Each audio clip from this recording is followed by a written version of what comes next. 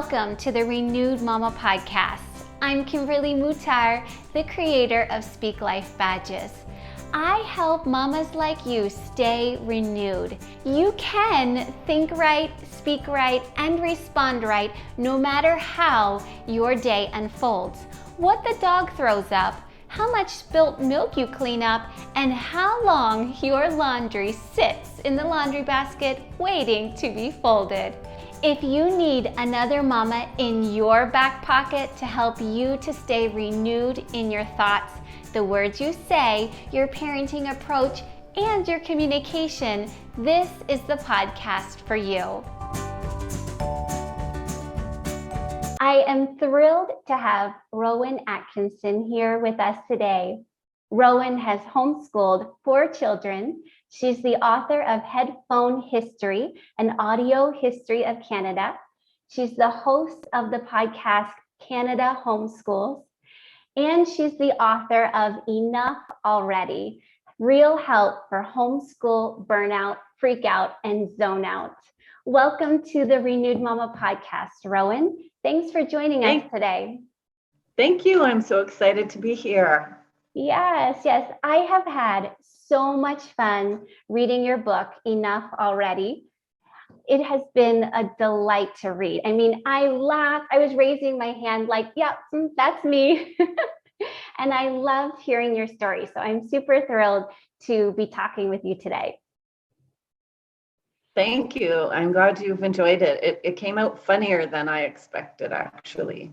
I enjoyed the humor so much. I was like, I think Rowan must be so fun to sit down and chat with. So here we are. Yay. Yeah. So I want to begin right out of the gate with your own words. So I'm going to quote, I've got my little tabs here. Let me find the right page. Okay. Homeschooling is good. It's a proven method of education and an amazing way of life in so many ways. It can be family at its finest, but it's hard too. You wrote that with 2 decades of homeschooling your 4 children under your belt, and I couldn't agree more with that statement. And I'm only 9 years in. Homeschooling is amazing and challenging and messy and slower paced and rewarding and exhausting, like all at the same time, right? I like to say it's like parenting, which is all of those things, but it's on steroids. And of course, I don't recommend the use of steroids unless your doctor has approved them. But because it's 24/7 parenting, you don't get that break. And so it is hard. It's not for the faint of heart, but I was foolish enough to think that I could do it because I was homeschooled and not my whole time, but some of the time. And my mom homeschooled my younger siblings for most of their education. So I had seen it done. So it was a little more normal. My mom was way better with routines and organization and follow through than I am. But, it just gave me the thought that it could be done. And I didn't plan to do it, actually. I never planned to homeschool. But as soon as I gave birth to my firstborn, I knew that I didn't want to delegate any of it. So. Right. Well, I love that you shared that because I laughed so much when you told about how you used to make French toast for your siblings and there were planets hanging from the ceiling and salt crystals, on the kitchen growing. I was like, oh, that's our house. We should do a whole episode on homeschool decor. Yeah. I love that idea. That's really fun. For sure. Yeah. One time we just took the dining room table out of the dining room and we just made the solar system on the dining room floor and all the planets, and it was lots of fun for our girls. I loved it when you said, when people ask you, so what do you do? And you say, I'm in investing. I have 4 rapidly growing portfolios that take up all my time these days. Yeah. So how are your investments doing these days? How are your kids? Well, they're mostly in their 20s, so that comes with its own fun challenges. But but they're doing very well. They're productive citizens and their educations have gone very well. So 3 of them are finished their post-secondary and 1 is just taking gap years so that he can graduate debt-free when he goes to university. So yeah, they're all doing very well academically and in their work. And yeah. And some have moved back home because of all the work from home options. And yeah. Right. So it's good. Neat. So neat. Well, let's talk about a few things from your book. Let's talk first about burnout or overwhelm. So I hear moms say there isn't enough time in the day to do what needs to be done, too much stuff to do. There's no time to keep the house in order, or they're saying I'm failing at this home mom thing. Like there's no routine, there's no order, the kids' behavior is terrible. So what real help can you share with these moms who feel this way? So we can talk about that on so many levels, but I want to just talk about sort of on the headspace level first, because sometimes that's the root of all of the other worries. So what are your expectations of your household, for example, of your homemaking, housekeeping? What are your expectations? Because you have to remember that you have an entire school in your home.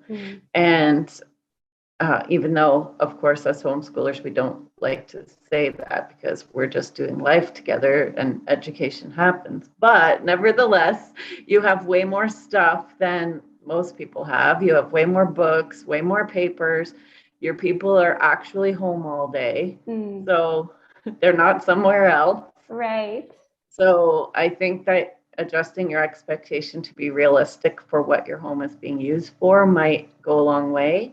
And maybe not compare it to someone's home who doesn't homeschool.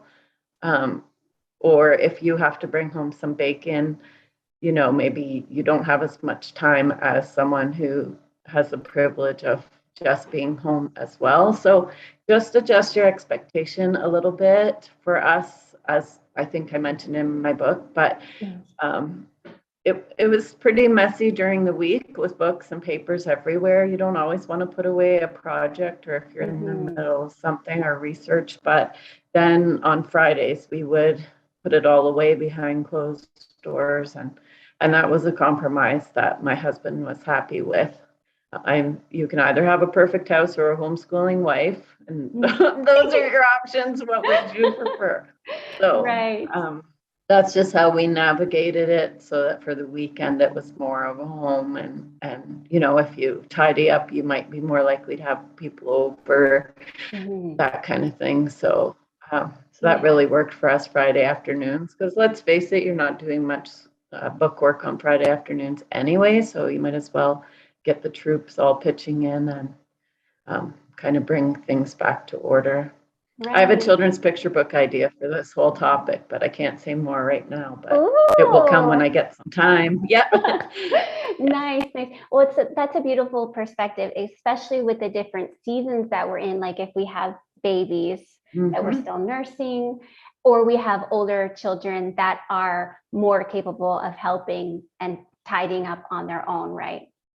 It gets easier when they get older. Yes. As they get older, it's amazing. In 1 hour, you can almost tidy the whole house because they all can do it and they're all capable. But when they're little, no, they can't. And so it's, it changes with the seasons. And, other years, Fridays don't work for us and maybe we get out of our routine, but there are seasons. And just that concept of seasons is so helpful. We can't do all the things all at once. And so if we say, okay, it's not my season for that, or this is a baby year and that's okay, and we shift our expectations accordingly, the kids will be fine academically. If you have a year that, you have to deal with an aging or sick parent, or there's some other crisis. We had a couple of years that just my head and heart were not in it. We were going through a difficult time, and I felt so guilty and so bad. Recess would go so long, you know, it would just, I would just not call them in because I had to deal with things. So our kids went to grade 12 by their choice, and ours for them to get a diploma and kind of transition into the world a little bit more before. Oh, this is my cat Piper. He's going to say hello. He's the famous Piper. He's in my Inside Outside box book. Anyway, they were Ontario scholars, which means they got, 80% or more average and so on in all their subjects. So I didn't have to worry, and it made a lot less pressure for my younger two. When my older two did so well, I didn't have to worry. Those couple of bad years didn't really affect them negatively. They still learned what they needed to learn. So right. We don't necessarily need like the public schools approval for our academics, but just as a milestone for, just a point of figuring out like how they were doing. It was very reassuring that. So there is a lot of room for doing things differently, maybe doing things less. And that's another whole topic where, I used to do 8 subjects in a day because I was doing school at home because our generation didn't really know better, I guess. Yeah. And now you can focus on math and English and then have a lot more freedom with the rest is kind of how I like to look at it. And you can do whatever you want to do, but it doesn't have to be so academic, so booky all the time. So I think that that also helps to change your expectations about that.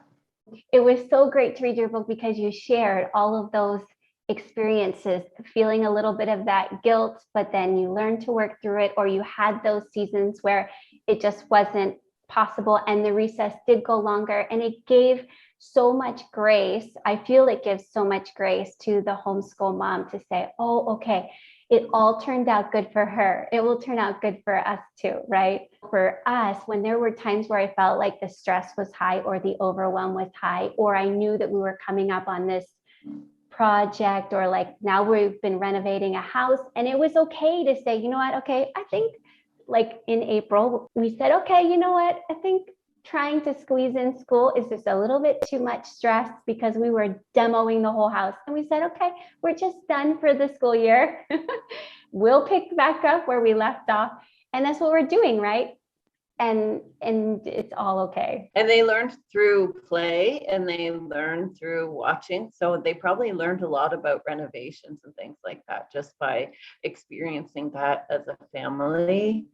And my kids are still telling me some of the things they were doing when they were playing. They were creating whole kingdoms out in the forest, and they were creating whole economies and countries and things out of Playmobil. And they had bankers and they had producers and consumers, and they had everything. So they were learning anyway. Just you actually retain more of what you learn from play through play than you do from academic books, even though I love academic books and I write them and I enjoy that. But so they can still learn. Learning doesn't have to be sitting down at the table. Right. And some of the biggest lessons is watching us as parents navigate through some of those life stresses or challenges or pressures, and coming out the other side strong for it, right? Demonstrating that we can maneuver all of those things well, right? Yes, indeed. Yeah, or as best as we can in the moment. Yeah, okay. How about mother care? Many moms feel like everyone should be put before them, or that they don't have time to care for themselves. I mean, they're with the kids 24/7, right? Or they aren't worthy of rest and they don't deserve the free time. So how can mother care be a reality even in the midst of it all? Yes, so there is a thing called Martyr Mom. I don't know who first came up with it, but I think that's something that we end up doing. And it starts because we are the ones feeding our children, usually if we're able to, at the beginning. And so everything all falls on mom, especially in the early years. And so But we don't have to be a martyr mom. We can also, because we're also a person, we're not just a mom. And so we have to remember that. And so it's good to have interests that you can do, whether it be a ministry at church or whether it be reading a book, something for you, because you still have to fuel your own brain and your own soul during that time for sure. And yeah, and I was able to publish a book with Theresa Wiedrick called Homeschool Mama Self-Care. So she wrote it and I published it for her. And that's, it's almost 300 pages of how we can take care of ourselves. So I'm just going to do a shameless plug for her book. Sure. And I carry it as well. And she has a podcast, the Homeschool Mama Self-Care podcast. Okay. So people can check that out. But, sure. But it is important to look after yourself. It's that whole idea of putting on your own oxygen mask first so that you can look after those around you. But you don't even have to look after yourself for those around you. Do it for yourself. And I think really recruiting dad to, to be active in parenting can help with that and not carry it all yourself. I admit that I was probably a little too, I could have given him more of the parenting than I did. But it actually robs them of the opportunity, right? If you look at it that way. So one thing I did was I passed over the tucking the kids in to daddy once they hit school age, quote unquote. But once they were doing formal learning with reading and things like that, then I passed bedtime routine to dad. So that, because I was reading with them all day and so on, so he could then read with them and pray with them at bedtime. So that was one small way that, then I could be done my day a little sooner, with the younger ones. And so, or I could focus on the younger ones and he could focus on the older ones. It depends how many you have. Right. But yeah, just having a bath and not being interrupted can be such a treat. Having social time, it depends what you need, right? Because happiness is different for different people. Like I love to be out with friends and I'm energized by that, whereas my husband would just like to be alone in the forest, chopping wood or something. That's his idea of a good time. So it just depends on who you are. It's not one size fits all, but find something. That's beautiful. That's great. Great advice. Let's talk comparison, because that came up a few times in your book. You encourage us not to compare what we're doing with others. So don't look at anyone else or try to keep up with the homeschool Joneses, right? You said we all have different limits and abilities. So if you're feeling burned out, that's your reality, whether you have one child or 13. I just loved that. So I can hear the sighs of relief with that statement, right? With your encouragement there. Yes, comparison. Well, scripture teaches us not to compare ourselves among ourselves, that it is not wise, but we do it. We do it. And I think women are prone to do it because we want to be excellent. We want to be good at what we do. It's something that goes back to Eve. She didn't fall for the fruit because she was dumb. It's because it appealed to her wanting to be skillful and excellent, and it was beautiful and it was nourishing. And as moms, we want to give the best nourishing food for our kids, and we want to have a beautiful home, and we want to be good in our relationships and wise. And so it touches kind of the core of who we are as women and who we've always been. But it has to be redeemed. It has to be brought to what is like really real and what is necessary, and not just be some like Martha Stewart expectation level, right? And so how can I compare myself to, like, for example, I had some homeschool friends who their husband was a police officer and makes quite a bit of money here in Ontario. They never had to earn a cent. Yes, they were thrifty, but they had time to do these amazing homeschool projects and, keep a great house and everything. But my husband works for a small nonprofit organization. And so that's a sacrifice that we have made. And so then I have to supplement the income in order for us to have like food or, things Right. like that. So, Exactly.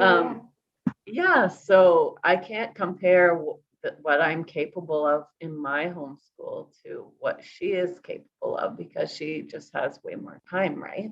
Yes. And more money. So that's just one example. So just learning to do the best that you can do with your situation and what you have and not comparing.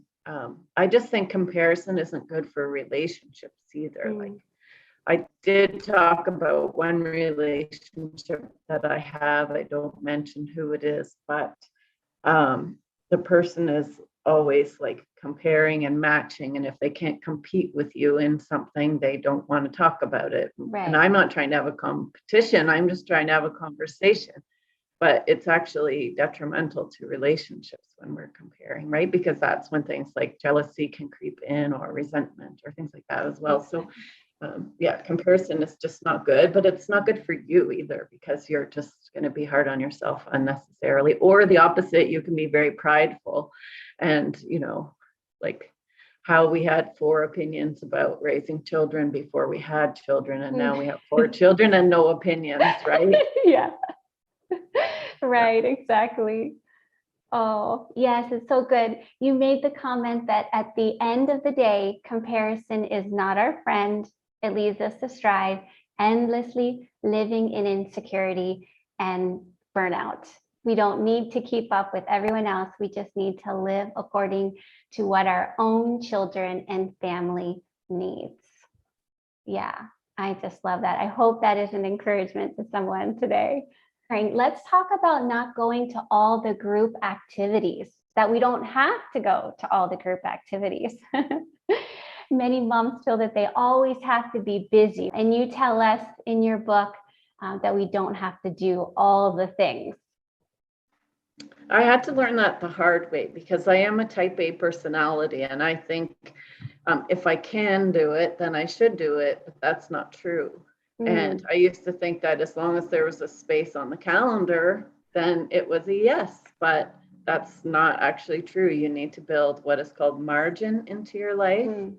And you need to have time to recharge and not, be so stressed out by running here, there, and everywhere. And I think as homeschoolers, we fall into the lie. It's really a lie.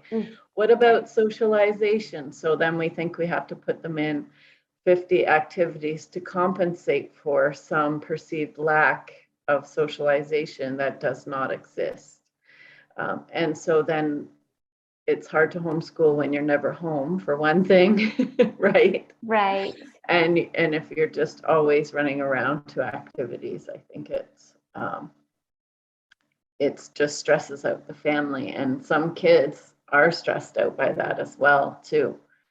You want them to be a well-rounded person. Like we did have our kids in sports, but we focused on doing that in the summer, Right. more so. And we did want our kids to have piano lessons, and they all did, and they're all very musical, and they're still pursuing music now. So I'm glad we did that, and it helps develop their brain too when they're young. So that's another plus. But everything's good, right? Everything is good, but that doesn't mean it's the best to do at the time. And then if you have lots of kids, I have an average homeschooling family size, but everything is times 4, right? Yeah. So, then everything multiplies exponentially. And so, yeah, we don't have to do all the things, and we don't have to go to every single homeschool group meeting or activity that is available too. So we were privileged to be part of a heart group in Collingwood where they have once a month meetings for the moms, which are so great and encouraging. But then they also had classes for the kids 1 day a week. But once I had to work outside the home as well as homeschool, I didn't attend. Like I would be stressed out trying to attend all of the Thursdays for the kids. And so then I decided to just step back from it and look at, okay, what particular topics are gaps that maybe we need to fill in our educational plan, or what would the kids really like, and not do everything. Right. Yeah. So I think that we just overschedule ourselves, and we're learning not to do that so much. Right. Didn't Rowan share so much golden truth in this conversation? Before you go, would you leave a comment for Rowan and I and let us know your biggest takeaway? We want to hear from you. Be sure to add the Renewed Mama podcast to your favorites for a deeper, practical, we're in this together connection. Follow or subscribe so that you won't miss an upcoming episode.